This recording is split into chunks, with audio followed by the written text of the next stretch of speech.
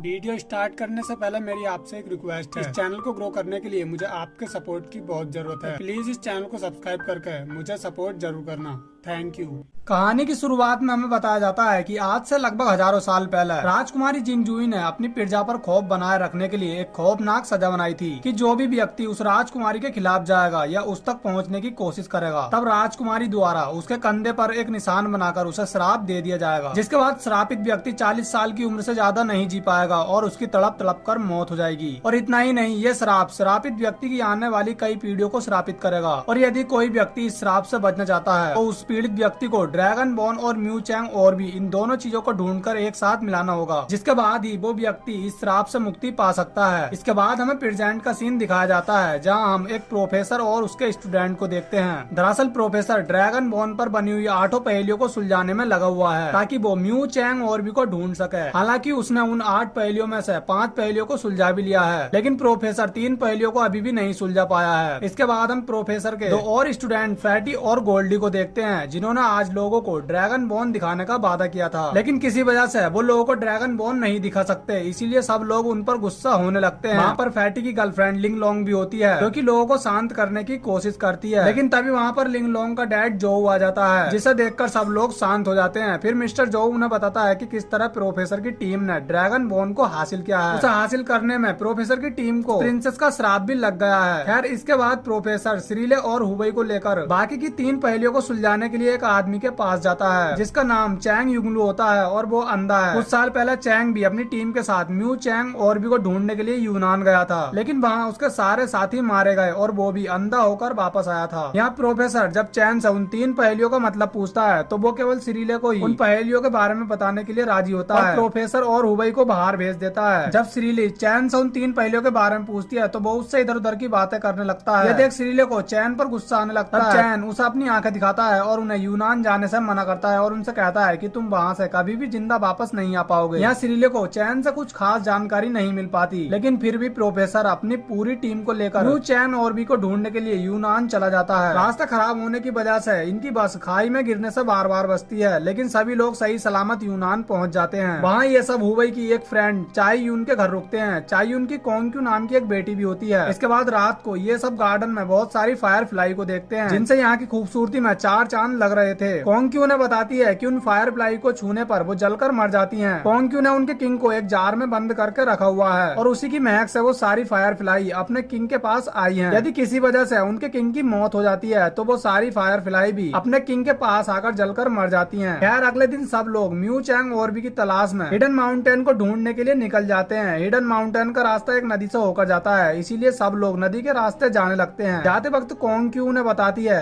कि उन्हें वहाँ पर एक हवा में तैरता हुआ माउंटेन मिलेगा और रात को उन सबको उसी माउंटेन पर रुकना होगा, क्योंकि रात को जंगल के सभी पेड़ जहरीली गैस छोड़ते हैं। यार, इसके बाद ये लोग आगे बढ़ने लगते हैं और एक गुफा में पहुंच जाते हैं। फैटी फायर फ्लाई के किंग को भी अपने साथ ले आया था, लेकिन ये सब लिंग लोंग को बिल्कुल पसंद नहीं आता। इसके बाद फैटी उस नदी में एक मछली को पकड़ने लगता है, लेकिन तभी वो मछली उसे काट लेती है, जिससे उसके हाथ से खून निकलने लगता है और उसके खून की कुछ बूंदें नदी के पानी में गिर जाती हैं। जिसके बाद वहाँ मौजूद सही मछलियाँ उनका पीछा करने लगती हैं और उन पर अटैक करने लगती हैं। उनसे बचने के लिए सब लोग मिलकर उनका सामना करते हैं, लेकिन तभी एक और मुसीबत इनके सामने आ जाती है और कुछ उड़ने वाले कीड़े इनका पीछा करने लगते हैं। तभी प्रोफेसर और गोल्डी उन्हें फायर गन से जलाने लगते हैं। थोड़ी आगे जाने पर ये लोग अलग अलग टनल में पहुंच जाते हैं और अलग अलग नदी में नीचे जाकर गिरते हैं। हुबई, श्रीले और गोल्डी एक साथ होते हैं और अपने बाकी साथियों को ढूंढने के लिए निकलने लगते हैं। उधर प्रोफेसर फैटी और लिंगलोंग एक पुराने कब्रिस्तान में पहुंच जाते हैं और वो भी अपने साथियों को ढूंढने के लिए आगे बढ़ने लगते हैं। उधर हुबई को जंगल में किसी जानवर के बहुत बड़े पंजों के निशान मिलते हैं। इससे पहले कि वो कुछ समझ पाता तभी एक बहुत बड़ी लिजार्ड उन पर अटैक कर देती है, जिसके बाद ये सब लोग उससे बचने के लिए भागने लगते हैं। उधर एक दूसरी लिजार्ड प्रोफेसर की टीम पर भी अटैक करने आती है और उनके पीछे लग जाती है और वो लोग भी अपनी जान बचाकर भागने लगते हैं। भागते भागते प्रोफेसर की टीम और हुबई की टीम एक दूसरे के पास पहुंच जाती है, लेकिन लिजार्ड अभी भी इनके पीछे पड़ी थी, जिससे बचने के लिए ये लोग एक खाई में कूद जाते हैं। लेकिन वहाँ पर भी बहुत सारे लिजार्ड होते हैं जो कि सो रहे होते हैं और अब रात होने में भी कुछ ही देर बाकी होती है। है और रात होने पर यहाँ के सभी पेड़ जहरीली गैस रिलीज करेंगे, इसलिए रात होने से पहले ही इन्हें उड़ते हुए माउंटेन तक पहुँचना होगा। हालांकि ये लोग उस माउंटेन को ढूंढ भी लेते हैं, लेकिन वहाँ पहुँचने के लिए इन्हें उन लिजार्ड के बीच से होकर गुजरना होगा। ये लोग लिजार्ड से बचते हुए किसी तरह उस माउंटेन तक पहुँच जाते हैं, लेकिन लिजार्ड भी इनके पीछे आने लगते हैं। तभी हुबई उस माउंटेन तक पहुँचने वाले रास्ते को ही तोड़ देता है, जिसके बाद सारे लिजार्ड खाई में गिर जाते हैं और हुबई किसी तरह माउंटेन तक पहुँच जाता है और ऊपर आ जाता है। प्रोफेसर उन्हें बताता है कि मैग्नेटिक फील्ड स्ट्रॉन्ग होने की वजह से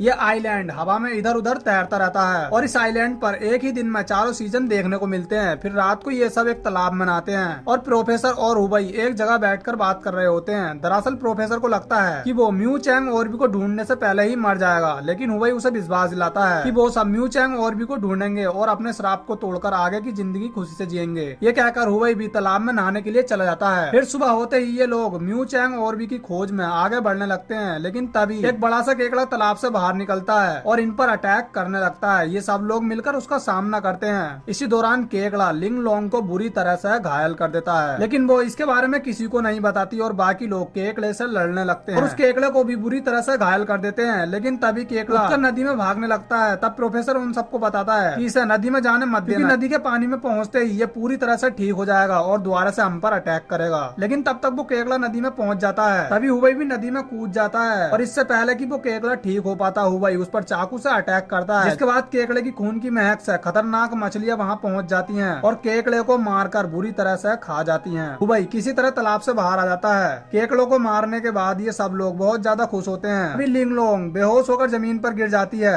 ये सब लोग उसे होश में लाते हैं। तभी इन्हें पता चलता है कि केकड़े ने लिंग लोंग को बुरी तरह से घायल कर दिया है। यहाँ लिंग लोंग फैटी से कहती है कि फैटी उसे बहुत ज्यादा खुश रखता है और वो चाहती है कि उसे हर जन्म में फैटी की तरह ही जीवन साथी मिले। इसके कुछ देर बाद ही लिंग लोंग फैटी की ही बाहों में मर जाती है। इस बात से सब लोग बहुत ज्यादा दुखी हो जाते हैं और घर वापस लौटने का डिसाइड करते हैं, लेकिन हुबई घर वापस लौटने से मना करता है और अपने श्राप का निशान दिखाकर कहता है कि हमारा कोई भी कसूर नहीं है, फिर भी हमें ये श्राप मिला। एक बार उससे बात करना चाहता हूँ जिसने मुझे ये श्राप दिया है और तब तक मैं अपने घर वापस नहीं जाऊंगा, भले ही इसमें मेरी जान क्यों न चली जाए। अब हुबई की ये बात सुनकर सब लोग उसके साथ आगे बढ़ने का डिसाइड करते हैं, लेकिन प्रोफेसर इसमें हुबई का साथ देने से मना कर देता है और घर की तरफ वापस लौटने लगता है। प्रोफेसर के जाने के बाद सब लोग साथ मिलकर आगे बढ़ते हैं और माउंटेन के सबसे ऊपर तक पहुंच जाते हैं। वहां पहुंचने पर इन्हें हजारों साल पुराना राजकुमारी का मकबरा मिल जाता है। आगे चलने पर इन्हें एक बहुत बड़ी मूर्ति दिखाई देती है जिसके हाथ में म्यू चैंग और भी रखा होता है और ये सब इसी की तलाश में यहाँ आए थे। तब ये देखते हैं कि वहाँ बहुत सारे केकड़े आ गए हैं और इन्हें चारों तरफ से घेर लिया है। वो केकड़े इन पर अटैक भी करते हैं, लेकिन ये लोग उनसे अपनी जान बचाते हैं और हुबई किसी तरह म्यू चैंग और भी तक पहुंच जाता है और उसे अपने हाथ में ले लेता है। लेकिन तभी वहाँ की सारी घंटियां बजने लगती हैं और सारे केकड़े अचानक ही वहाँ से चले जाते हैं। इसी दौरान वहाँ की सारी मूर्तियां टूट जाती हैं और एक बहुत बड़ा स्नेक इनके सामने आता है। फिर हमें दिखाया जाता है कि हजारों साल पहले राजकुमारी ने ही उस स्नेक को म्यू चैंग और भी की रक्षा करने के लिए भेजा था और तब से ही वो स्नेक जिंदा है और अब वो बहुत ज्यादा बड़ा और शक्तिशाली हो गया है। सब लोग स्नेक से बहुत ज्यादा डरने लगते हैं, लेकिन हुबई उससे बिल्कुल भी नहीं डरता। तभी वो स्नेक इन पर अटैक करने लगता है। इसी दौरान फैटी के बैग से फायर फ्लाई के किंग वाला जार नीचे गिर जाता है और उसमें एक छोटा सा होल भी हो जाता है, जिस वजह से उसकी महक की ओर सारी फायर फ्लाई तेजी से उसकी ओर बढ़ने लगती हैं। अब हुबई को कोंग की बात याद आती है कि अगर किसी तरह उन फायर फ्लाई के किंग की जलकर मौत हो गई, अब सारी फायर फ्लाई भी उसके पास आकर खुद ही जलकर मर जाएंगी। तब हुबई स्नेक को मारने के लिए उस फायर फ्लाई के किंग का यूज करने के लिए जाता है, लेकिन तभी स्नेक उस पर अटैक करता है और हुबई के हाथों से फायर फ्लाई के किंग वाला जार नीचे गिरकर टूट जाता है और उसमें से फायर फ्लाई का किंग बाहर आता है और वहाँ से उड़कर भागने लगता है। लेकिन तभी वहाँ अचानक से प्रोफेसर आ जाता है और फायर फ्लाई के किंग को पकड़ लेता है। प्रोफेसर के टच करते ही फायर फ्लाई का किंग जलने लगता है। तभी प्रोफेसर उस किंग को लेकर स्नेक के मुंह के अंदर चला जाता है, जिसके साथ साथ सारी फायर फ्लाई भी स्नेक के मुंह के अंदर चली जाती हैं और जलने लगती हैं। उनके जलने से स्नेक की पूरी बॉडी में आग लग जाती है और स्नेक के साथ साथ प्रोफेसर की भी मौत हो जाती है। उसके मरते ही ये पूरी जगह तबाह होने लगती है, लेकिन ये लोग बचकर वहाँ से भाग आते हैं और ये लोग लिंग लोंग की बॉडी को भी अपने साथ ले आए थे। घर पहुँचते ही ये लोग लिंग लोंग और प्रोफेसर का फ्यूनरल करते हैं और उनके लिए ईश्वर से प्रार्थना करते हैं। इसके बाद ये सब ड्रैगन बोन और म्यू चैंग और भी को एक साथ मिलाते हैं, जिसके बाद म्यू चैंग और भी और ड्रैगन बोन चमकने लगते हैं और इन सबको उस श्राप से मुक्ति मिल जाती है। उस श्राप के टूटने से अब ये लोग 40 साल की एज में नहीं मरेंगे और अपनी पूरी लाइफ आराम से जिएंगे। फिर मूवी के लास्ट सीन में हम एक पहाड़ पर एक भेड़ियों को चिल्लाते हुए देखते हैं, जिससे हमें पता चलता है कि ड्रैगन बोन और म्यू चैंग और भी के मिलने से जानवरों को भी उस श्राप से मुक्ति मिल गई है और इसी के साथ ये मूवी यहीं पर एंड हो जाती है।